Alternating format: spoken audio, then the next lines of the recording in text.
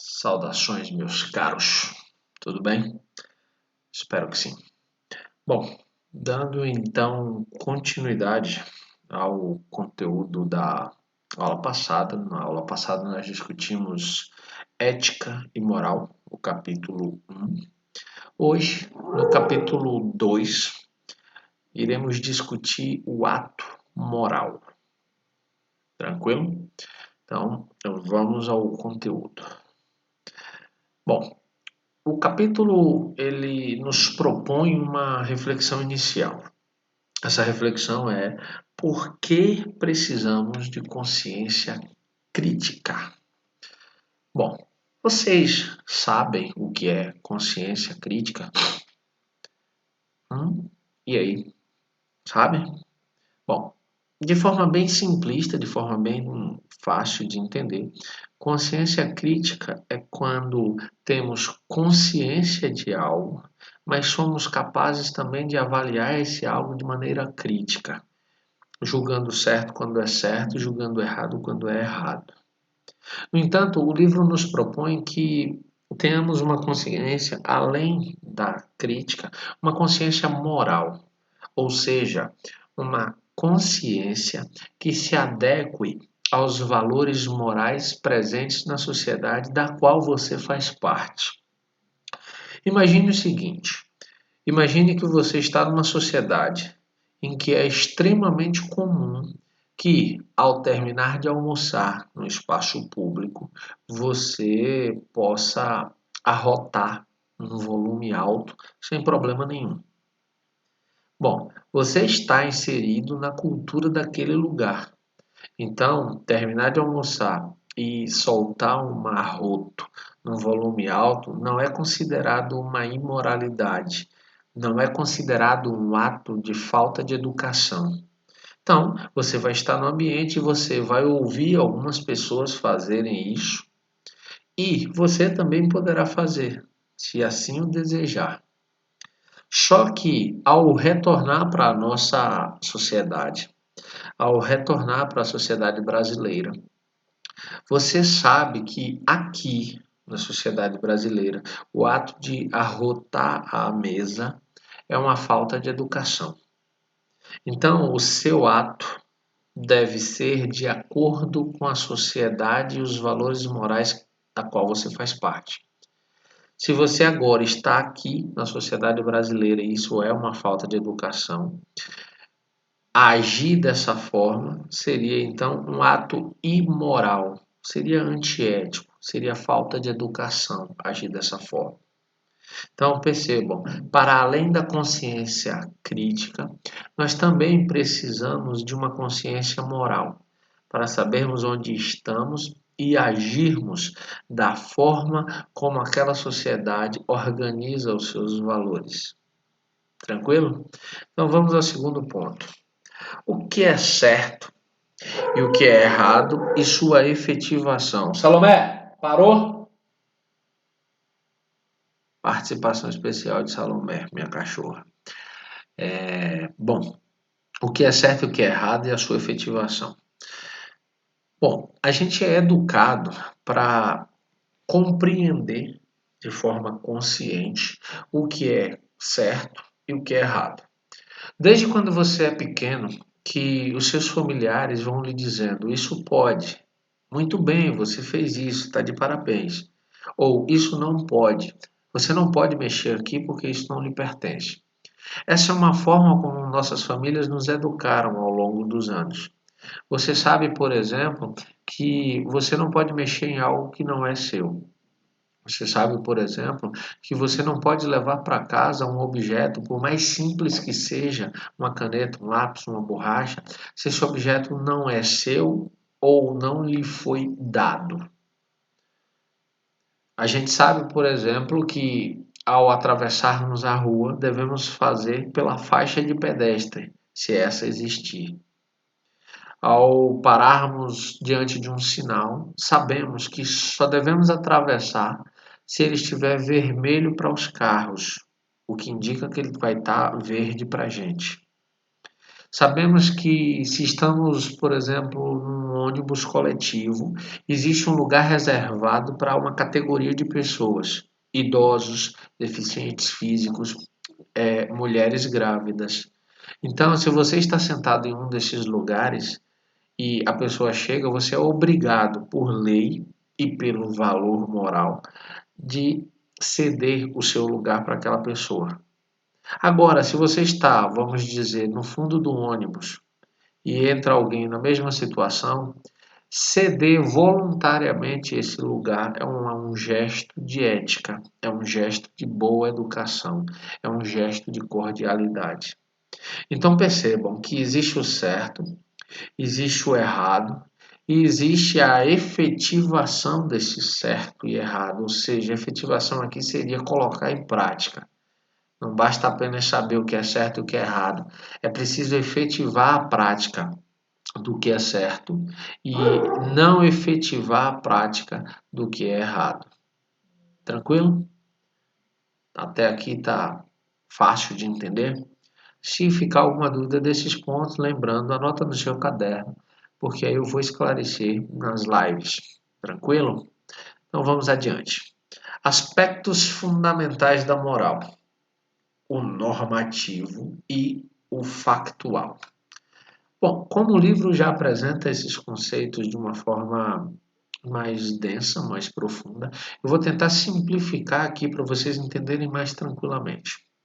A gente pode categorizar o conceito de normativo e de factual de uma maneira mais simples. Normativo vem da palavra norma, ou seja, regra. Logo, o normativo representa o ato que precisa ser cumprido. Por quê? Porque está estabelecido como uma norma, como uma regra. Exemplo: não roubar, não matar, amar a si mesmo, ao próximo como ama a si mesmo, não mentir. Todas essas são regras, são valores para uma boa convivência social. Então, estão lá, precisam ser cumpridas, devem ser cumpridas. Por que, Theo, devem ser cumpridas? Porque ao cumpri-las, ao colocá-las em prática, você está fortalecendo os laços de harmonia para uma boa convivência social. Te dou um exemplo prático. Imagine agora o seu melhor amigo ou amiga. Se esse melhor amigo ou melhor amiga mentisse para você uma vez, pelo fato de serem melhores amigos, provavelmente você perdoaria.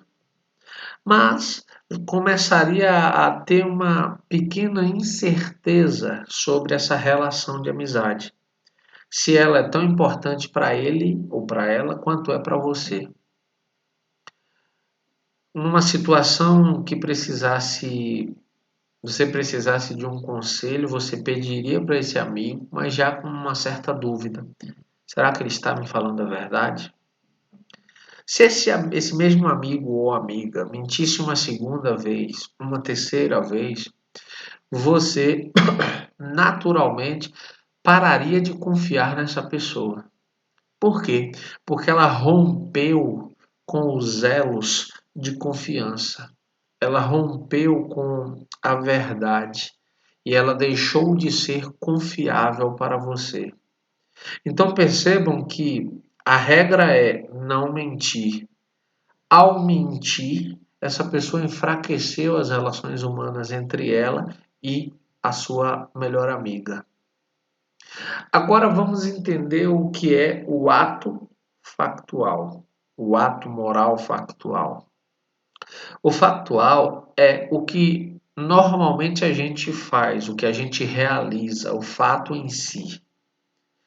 Exemplo: a regra está aqui, a regra está posta, está dita, está clara, mas as pessoas vão e agem diferente.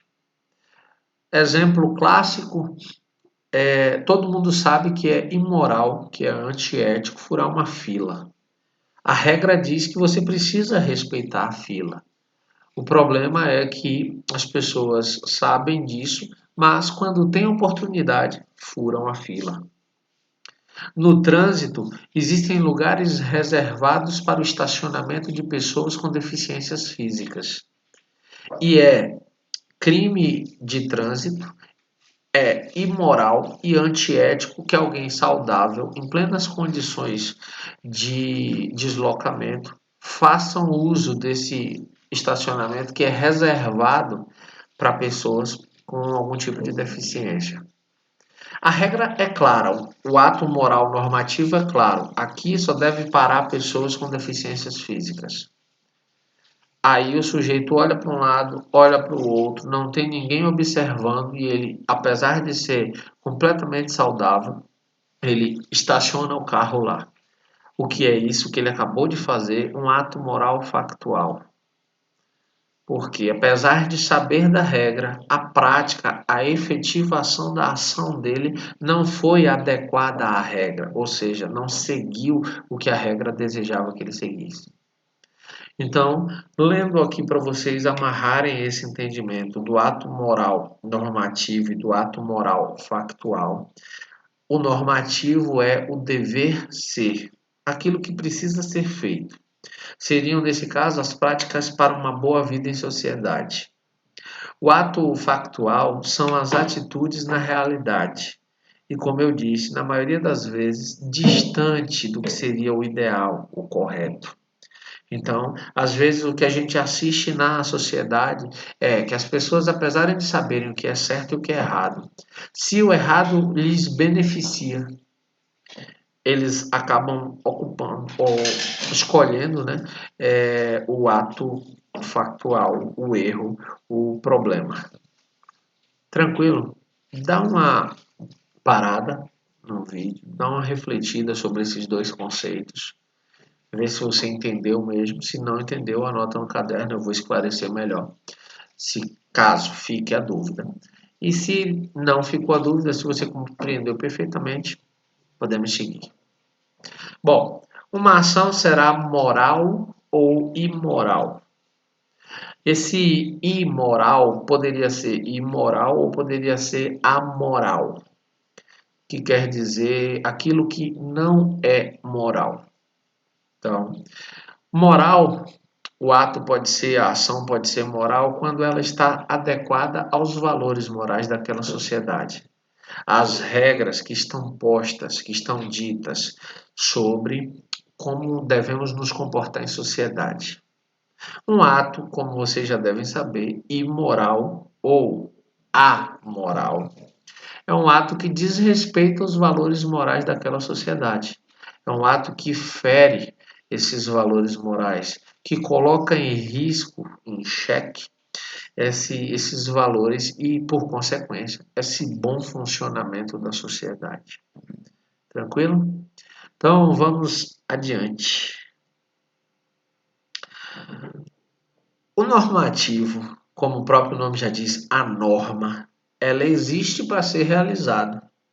Imagina, se você tivesse que realizar uma ação que está lá sendo dita para ser realizada, aí você diz, ah, não estou com vontade de realizar essa ação hoje, não.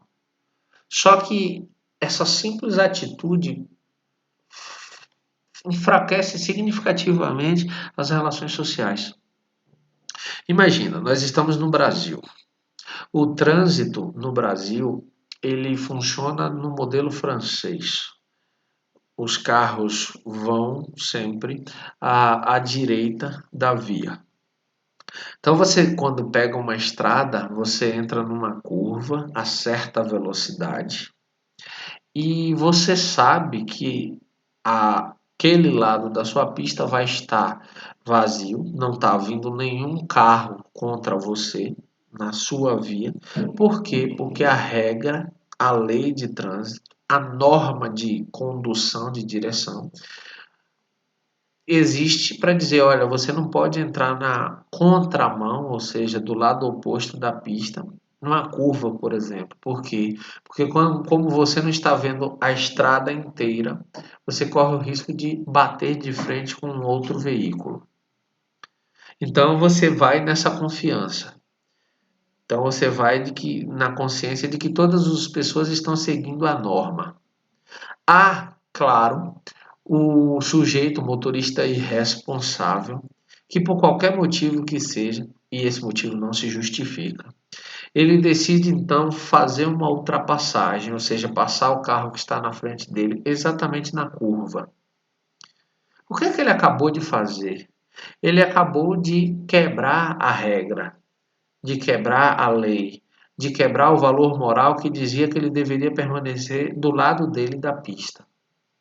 Ao fazer isso, um gesto simples, ele colocou em risco a vida dele e a vida do sujeito que vem de forma correta, de forma ordeira, do lado que era para estar. Então, ao fazer isso, ele criou o risco de um acidente. E ao criar o risco de um acidente, ele então assumiu a responsabilidade de fazer mal às relações sociais, de criar um problema para as relações sociais. Porque mesmo que ele não provoque o acidente, ele vai ter colocado todas as pessoas envolvidas naquele contexto em risco de morte. As pessoas poderiam ou podem morrer pela atitude irresponsável de um sujeito. Todo ato moral tem um motivo que impulsiona o indivíduo a agir, o que implica, pois, na consciência de um fim e a decisão de realizá-lo. Vamos trocar essa ideia em miúdos para que vocês compreendam de forma mais tranquila. Todo ato moral ele tem um objetivo. Esse objetivo pode ser bom, pode ser ruim. O livro de vocês apresenta um exemplo interessante. Ele diz o seguinte: alguém pode se manifestar contra um ato de injustiça porque ele sabe que a injustiça é errada.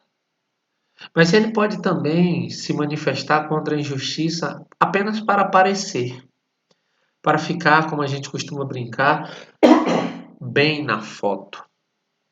Porque as pessoas poderão olhar e dizer: olha, você viu fulano, ele fez um vídeo incomodado com a injustiça daquelas pessoas que são tratadas com discriminação e preconceito. E ele postou o vídeo e o vídeo gerou inúmeras repercussões positivas. Mas mesmo fazendo esse vídeo, ele pode, quando ninguém estiver olhando, fazer algo de ruim. O que demonstra que aquele vídeo quis apenas chamar a atenção e criar uma imagem que não é real daquele sujeito, daquele indivíduo. Então, quando a gente toma uma atitude, ela pode ser algo bom que de fato vai colaborar para o desenvolvimento da sociedade, como ela pode ser algo que parece ser bom, mas foi usado com um interesse de benefício próprio, exclusivamente. E aí, se é de benefício próprio, não é bom para a sociedade, porque a sociedade não é o indivíduo. A sociedade é o somatório de indivíduos, ou seja, a coletividade. E para viver em coletividade é fundamental que nós sejamos responsáveis. Porque, afinal de contas, o que é a responsabilidade? A responsabilidade nada mais é do que você assumir os seus atos. E aí eu vou usar alguns exemplos comuns. Se você assiste a aula, se você termina a aula, lê o capítulo, pensa um pouco sobre o capítulo, identifica possíveis dúvidas, pergunta para o professor sobre essas dúvidas, lê novamente o capítulo, discute com o professor outras possibilidades para o que você entendeu. Você vai ser, com esses atos, responsável por se tornar um aluno brilhante. Logo, será no futuro um profissional de excelência. Mas se você para diante da aula, assiste ali a 30 segundos ou 1 minuto, deixa a aula lá e vai fazer uma outra coisa, sei lá, dormir, jogar videogame, assistir a um filme. Você está sendo irresponsável com você mesmo. Por quê? Porque você não terá adquirido aquele conhecimento. E quando no futuro você precisar desse conhecimento para se tornar um profissional, para entrar na universidade, para trabalhar, você não terá esse conteúdo. Você não terá esse conhecimento. E aquela irresponsabilidade realizada lá atrás, ao não assistir a aula, irá cobrar o preço agora. Por quê? Porque você não detém o conhecimento que era necessário. Logo, responsabilidade é ser responsável pelo que você faz, em todos os sentidos.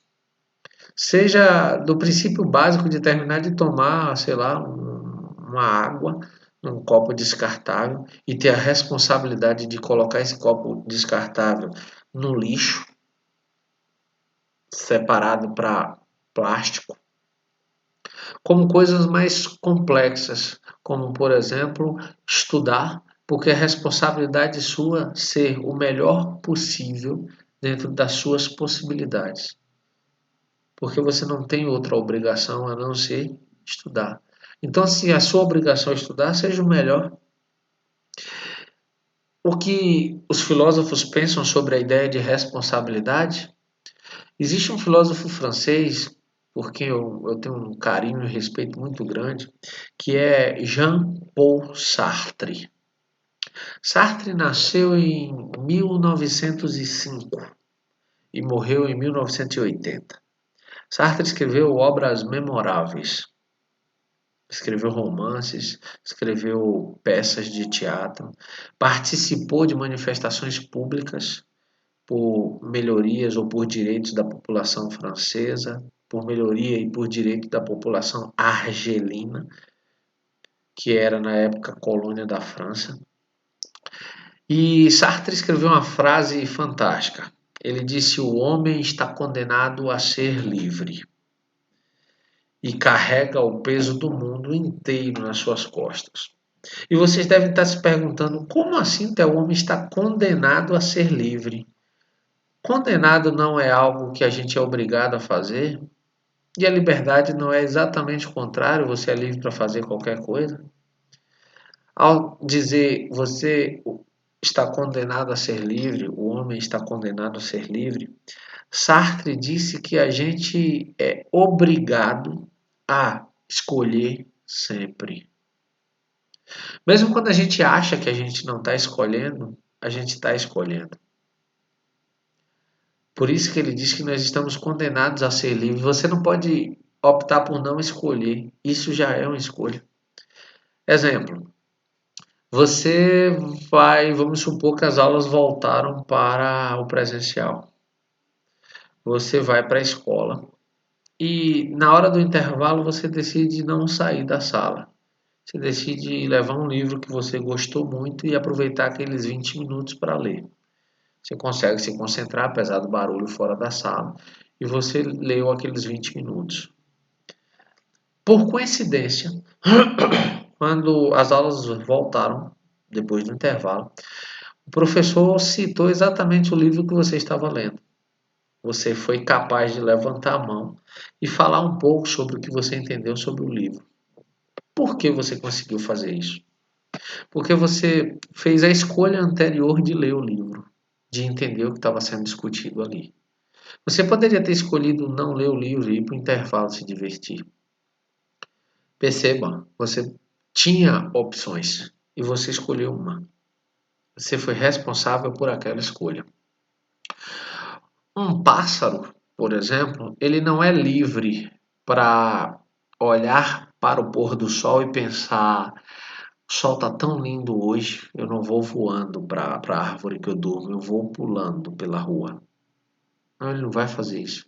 Porque é da natureza do pássaro voar. E a não ser que ele esteja machucado, ferido, ou alguma coisa que o impeça de voar, ele vai voar sempre. Você nunca vai ver um gato vegetariano. Por quê? Porque gatos são animais carnívoros. É da natureza dele comer carne. Você prende um gato numa gaiola com alface. Ele morre de fome, mas ele não vai comer o alface, porque é da natureza dele comer carne. Da mesma forma que você pode pegar, por exemplo, um animal que é vegetariano e obrigá-lo a comer carne, ele não vai comer carne por quê? Porque é da natureza do animal vegetariano comer folhas. Nós podemos escolher. E a gente escolhe uma variedade de coisas, escolhe folhas, escolhe carne, escolhe legumes, escolhe grãos e come tudo isso. Por quê? Porque estamos condenados a fazer escolhas mesmo quando não queremos, mesmo quando a gente acha que aquilo foi espontâneo, não foi uma escolha. E por fim, Hegel, Friedrich Hegel, filósofo alemão, disse que crianças, loucos e idiotas não podem receber responsabilidades. Quando ele está falando isso, ele está falando de crianças bem jovens, que ainda não sabem o que é certo e o que é errado. Que loucos, por não terem juízo, por terem perdido o juízo por qualquer motivo que seja, por uma doença, por um acidente, eles também não podem receber responsabilidades. Por quê? Porque eles não sabem distinguir o que é certo e o que é errado. Logo, não tem como cumprir essa responsabilidade. E, segundo esse mesmo pensamento, os idiotas também não. Porque sendo idiotas, sendo bobos, sendo ignorantes, eles não sabem determinar o que é certo e o que é errado. Certo e errado lhes parecem a mesma coisa. E como eles não sabem diferenciar, não podem assumir a responsabilidade. Então, para Hegel, apenas seres humanos críticos, de consciência crítica, de consciência moral, devem receber responsabilidades, porque esses serão capazes de cumprir essas responsabilidades. Tranquilo? Bom, então eu peço que vocês leiam novamente o capítulo. Se surgir alguma dúvida, anota, eu vou tirar essa dúvida na próxima live. E respondam a todas as atividades do capítulo. Eu fico por aqui e a gente se encontra em breve. Tranquilo? Tchau, tchau, galera.